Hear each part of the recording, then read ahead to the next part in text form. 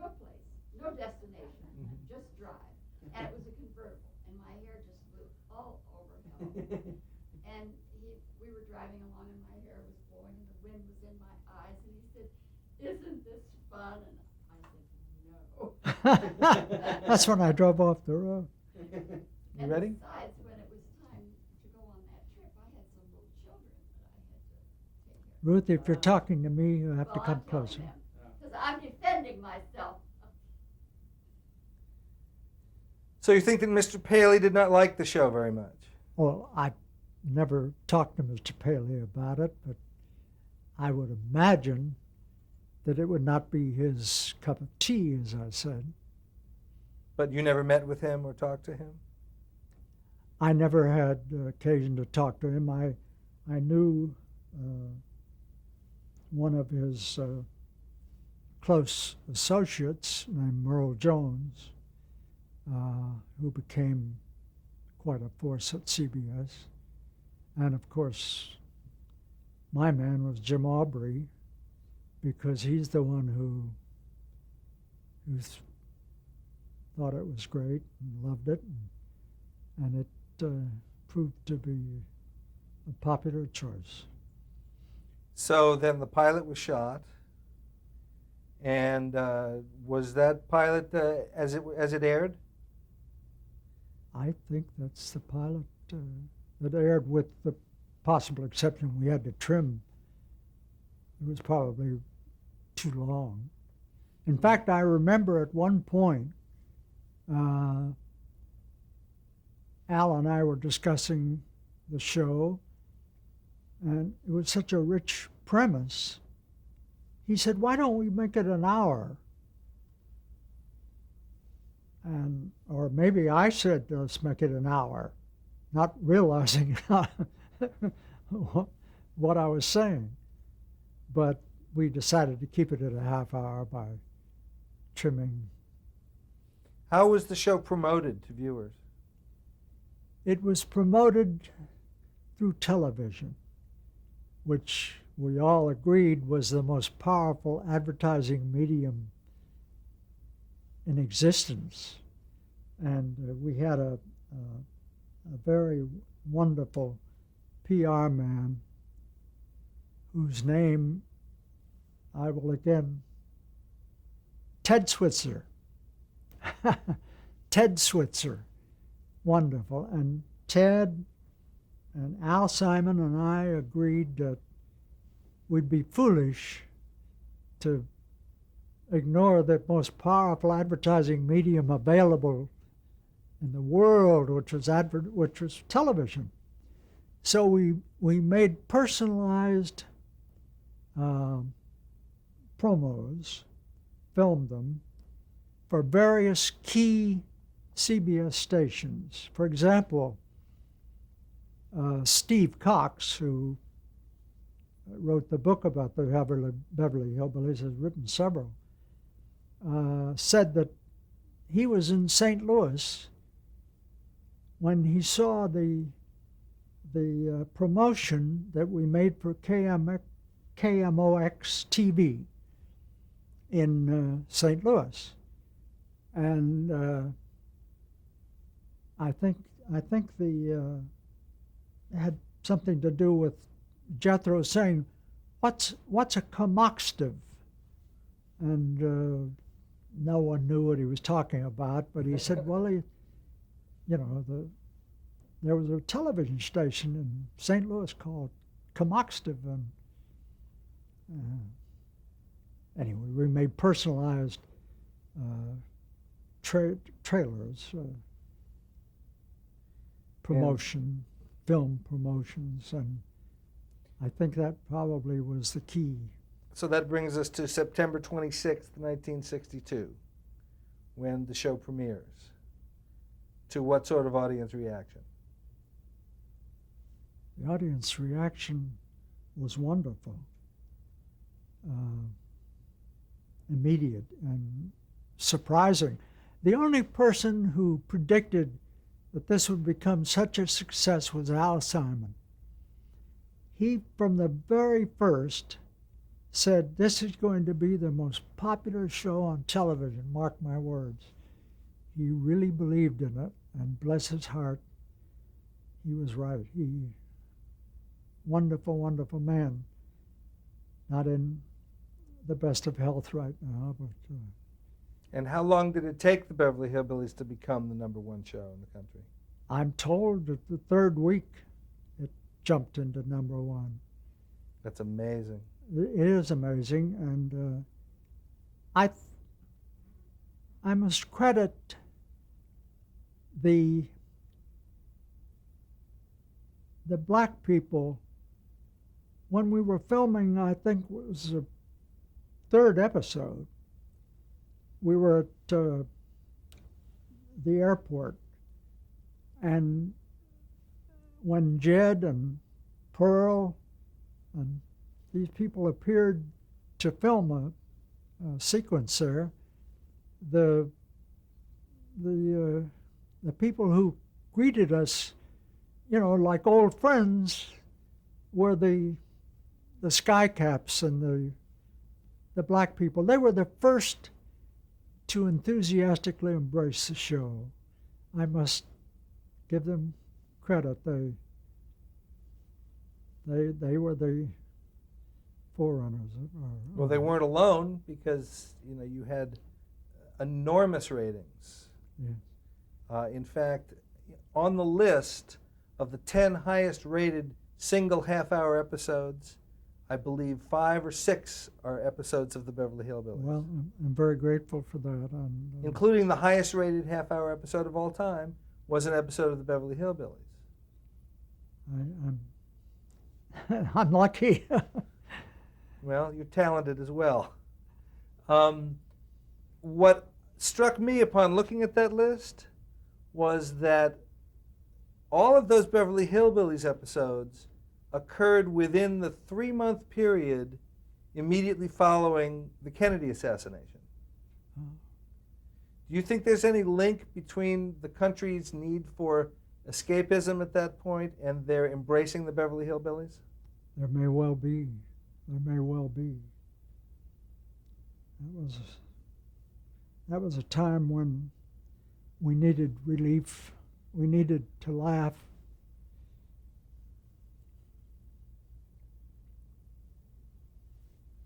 Grievous episode in our history.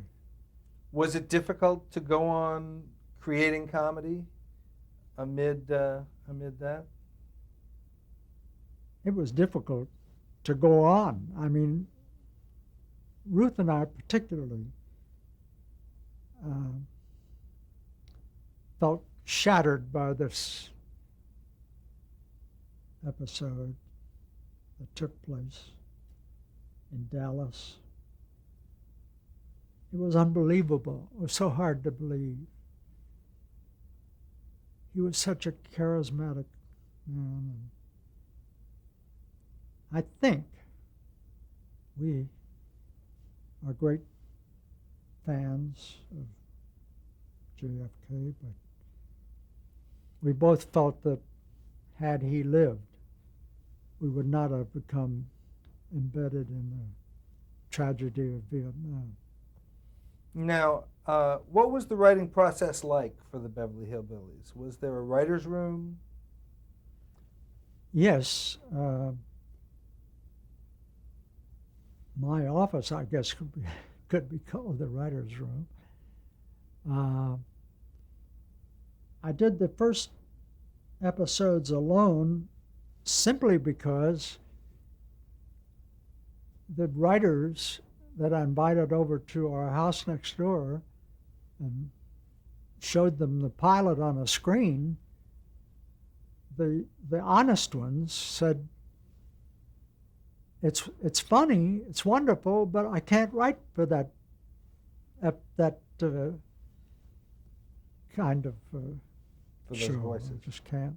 Don't understand them. Mm-hmm. And so a fellow who had been at the office with Stanley and me at Universal Mark Tuttle. Mark Tuttle had never been a comedy writer. He was fertile he hadn't been around comedy writers, and except Stanley.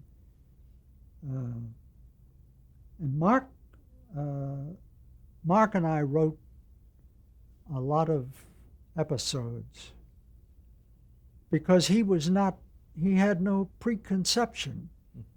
He had been in the service, and he'd been stationed in Germany, and he came back and he got to know Stanley and me, and he was sort of the office manager for us at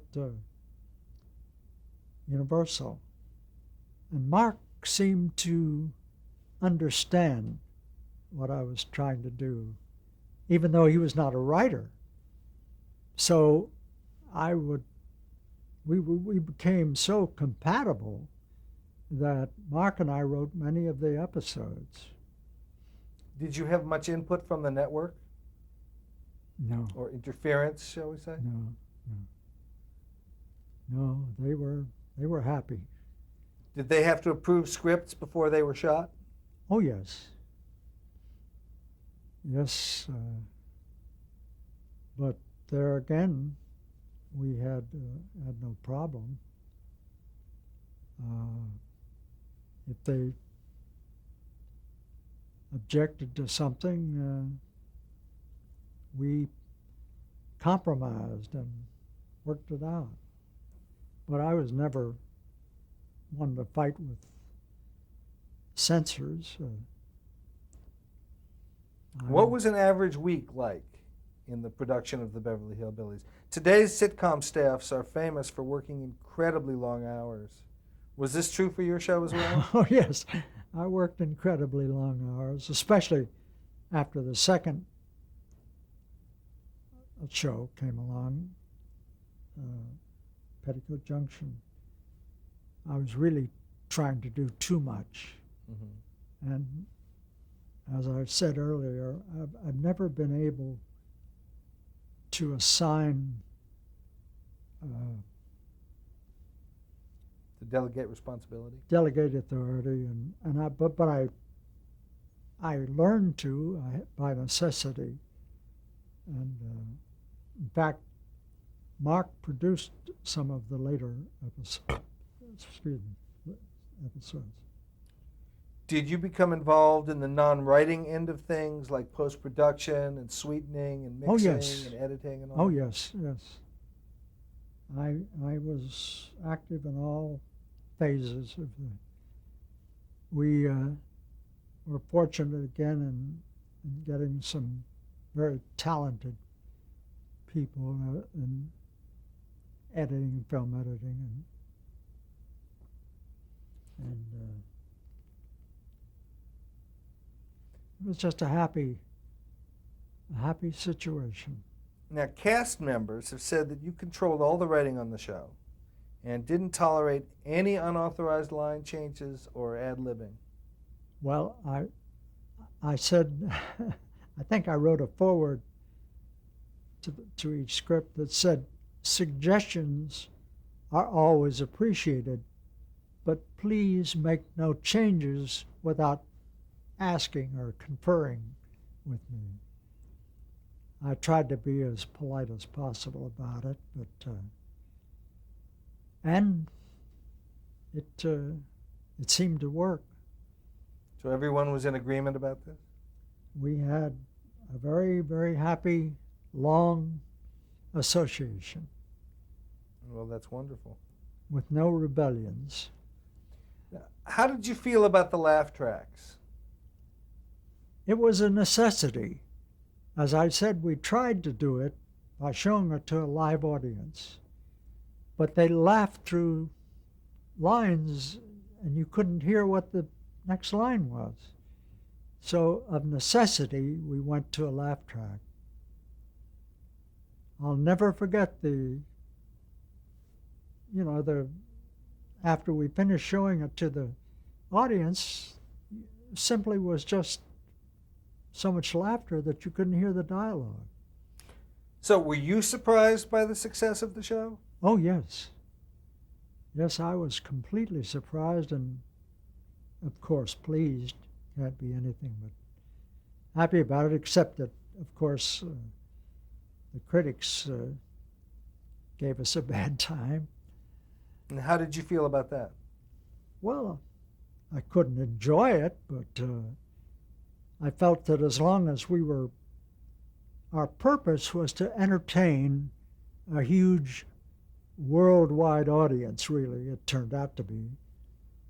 And as long as we were doing that, it seemed to me that it was worth the arrows and barbs of the critics. Mm-hmm. Some of the critics were kind to us. Some of them were merciless. But I remember a review in a well-respected publication which said, if you can bring happiness to a great number of people and teach a moral lesson at the same time, you have it made. I forget which magazine that was in, but I'm sure Ruth saved it. One of the few kind reviews. Now, in the early days of the show, the actors often did cigarette commercials in character. Oh, yes, yes. Now, how did you feel about this? Well, at that time, we didn't know that it was considered harmful. When the Surgeon General came out with his statement that smoking cigarettes was very definitely harmful, we stopped immediately doing cast commercials. In fact, I got right on the phone to the advertising agency in New York, and I said, we cannot possibly do any cast commercials anymore in light of what the Surgeon General has just come out with. And he said, absolutely in agreement. Do what you have to do. But you were still sponsored by the tobacco companies. You continued to be sponsored by the cigarette companies. Yes. You just, but the cast stopped. Yes, well, we were commercials. co-sponsored by Kellogg's. Now, how did the ban on cigarette advertising years later affect your shows? Well, we never did any more cast commercials. Oh, the ban on cigarette advertising, I think, came about after we had gone off the air. Mm-hmm. I think so. I'm not. Don't have the time frame in mind, but I know that Buddy Ebsen came in the office and he said, "Did you see the Surgeon General's warning?" And I said, "Yes." And he said, "Let's not do any more cast commercials." And I said, "I'm in complete agreement." Called the agency and they said, "Understandable, 100%. We're behind you." Now, how did the shift into color come about? How did the shift from black and white to color? Oh, that was a result of I'm almost tempted to say paparazzi, but we asked that no one reveal the real location of the mansion. And it was, everyone went along with us. And then I think it was, I hope I'm not saying the wrong thing, but I think it was TV Guide who said the actual Beverly Hillbillies mansion is located at, and gave the address. Well, from that day on, these wonderful people who had given us permission to film there were besieged by people just driving up to the house, knocking on the door, and said, "Where are the Beverly Hillbillies?" So the lady, Mrs. Kirkaby, her husband had just been killed in an airplane crash. And she said, I hate to do this, but we can no longer have this location known because people are driving us crazy. The tourists, would just drive up and annoy them. And so we said, perfectly understandable, and we will use whatever stock footage we have, and we will no longer film at the mansion. It was a great blow because we were just ready to go to color, and we were preparing to go up to the mansion and reshoot all of our stock shots with color. And that was a great blow. But we certainly couldn't blame Mrs. Kirkaby. She was kind to let us film there in the first place. So then what did you do when you went to color for those establishing shots? We faked it. We shot around various locations and used different places, but it was a blow, a real mortal blow. Talk a little bit about the lawsuits that claimed that the idea had been stolen. What happened? Well, the case was dismissed as far as I know. I was never named as a defendant, so I was able to testify that the idea,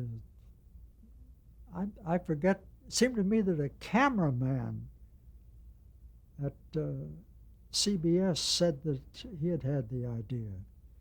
And as I think I told Mark Tuttle or someone, or Steve Cox, it was like walking down the street with your child in tow, and someone comes along and grabs a child and said, "This is mine." It was that big a shock. Because I knew that the idea was mine from the outset. And so it was a stunning blow, but I never was concerned that he could prove anything. Now, your philosophy in writing these shows was always to place character above jokes. Oh, absolutely. Can you talk Because characters are what make a television show. That's not true in a movie. For example, you can have the scariest, most horrible movie, but you have a captive audience, and when the movie is over, they escape. But you would not want to invite them into your home on a weekly basis or on a regular basis. So television depends on characters and on people liking those characters and wanting them to visit in their house again, because it's an easy thing, to click a switch and change channels. And so you have to hope that your characters become friends of the people watching. And our characters did. Was it difficult to keep the hillbillies themselves, the characters of the hillbillies, from learning, from becoming acclimated in Beverly Hills? To a certain extent, I suppose that was a problem, but we always found a way around it. They were so, they never forgot their basic values. Jed Clampett was the same man when he was worth $100 million as when he was poor and couldn't afford a loaf of bread. He was, and of course Granny didn't want to change. She always thought that they had left paradise to come to Beverly Hills. So, Do you have a favorite episode? oh, I have some that I enjoy seeing again after all these years. I think the one that I would choose, it was titled A Plot for Granny. Granny wanted so much to have a garden. And so Jed said, we've just got to find some land out in the country for Granny to have her garden that she loves so much. And she had been trying to grow corn near the back door, and she was being a scarecrow, and she was shooting at trying to scare the crows away. And Jed said, we've got to find a plot of ground for Granny to have her vegetable gardening. And Jethro found a location in the valley where there was a big sign, plots for sale.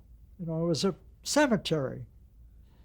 And that turned out to be a very funny episode, in my opinion, because of wonderful performances by Jess White and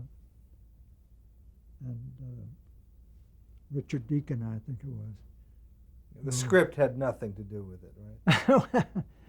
They were marvelous. They were marvelous. It was just wonderful. I enjoy seeing that episode, which I occasionally do on repeats. Do you know which was the highest rated episode of all time? No. The Kangaroo. Oh, really? And that's the highest rated single half hour of all time, which will probably never be beaten. I remember the giant jackrabbit. Yeah. Yeah. Well, so in 1963, just a year after the Beverly Hillbillies premiered, you were already going to work on Petticoat Junction. Yes. CBS, through Jim Aubrey, said, you've got to come up with another show. And there were two motivations. Ruth had always been telling me about her grandparents, who had a little hotel beside the railroad track in a town called Eldon, Missouri, and how she and her cousins would go there in the summertime and spend time in the hotel. And they were always warned by the grandparents not to have anything to do with the traveling salesman who came to. And that was the setting that stayed in my mind. The second motivation was that I wanted to do a show for Bea Benaderet, where she did not play second banana. On Burns and Allen, for example, she was always the next door neighbor. And I just admired her talent so much that I wanted to do a show for her, starring her. I thought she deserved it. And Ruth's stories about the hotel in Eldon, Missouri, beside the railroad track, provided the setting. Okay, we need to change the tape.